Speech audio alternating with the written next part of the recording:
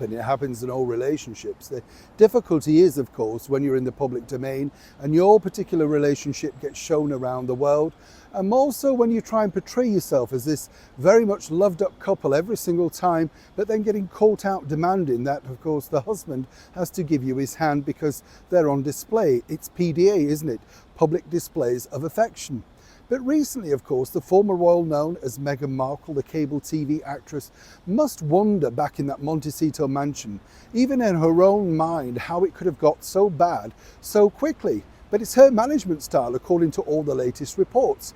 A lot of people are basically saying so many people can't be wrong, you know. A lot of people praise Prince Harry and say he's nice, but also enables that particular behaviour. Perhaps, as some people have also suggested, and as ever, allegedly, it's the only way that he can cope in the mechanism that is, of course, Meghan in charge.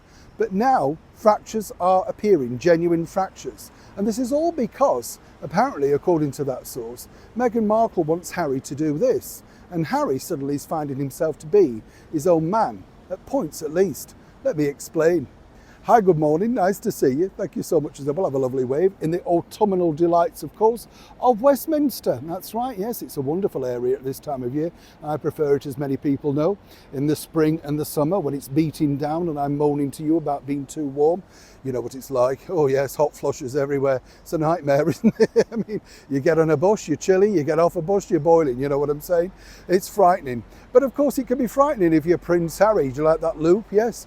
Because the thing is, now he really doesn't know which way to turn. But this is causing a major fight behind the scenes, let me tell you. It's all really about how you handle the media.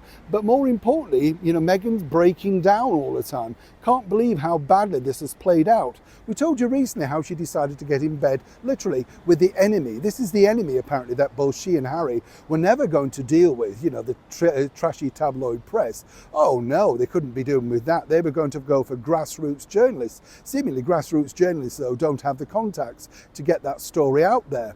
And when you're using the same editor that you previously used, say at People magazine, for now US Weekly, well, you understand how these things work.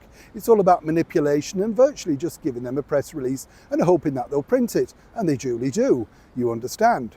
But you see, behind the scenes, Harry believes that, you know, and this is what he's been heard saying while in New York back on phone calls, simply to calm down, to stop being so, well, you know, letting it run away with you, to put it politely.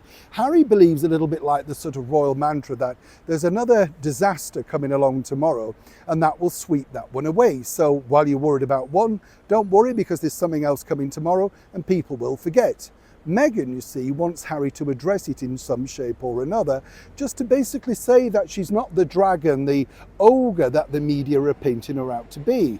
And she's all over social media, according to that well-placed source, reading all these negative reports. Not a good idea, Meghan. Never look at yourself online, because you're never going to like what you see, regardless of who you are, whether you're the major pop star at #1 or indeed a box office bonanza of a movie star. It never plays out well.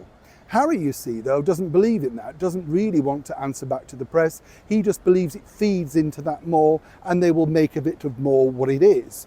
Meghan, though, apparently is not letting go and believes that this is something of a disaster and a fracture in the fact that he's not defending her honour.